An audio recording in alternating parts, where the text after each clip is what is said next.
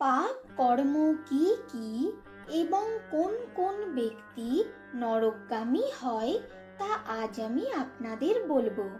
পাপ কর্ম দুই প্রকার, বাচিক ও কায়িক পাপ।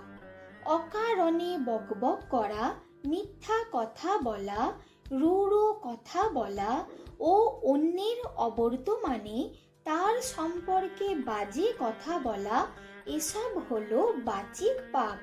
হিংসা করা, মাদক দ্রব্য সেবন, পরের দ্রব্য গ্রহণ বা আত্মসাৎ করা, পরের অনিষ্ট করা, এই সবই হলো কায়িক পাপ।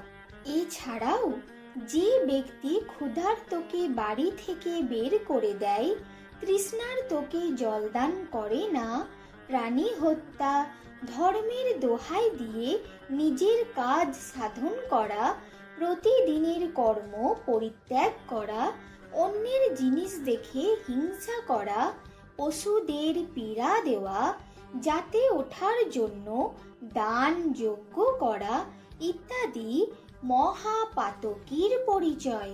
তাছাড়াও যে ব্যক্তি সন্ন্যাস গ্রহণ করে আবার সংসার ধর্ম পালন করে তা অত্যন্ত গর্হিত কাজ।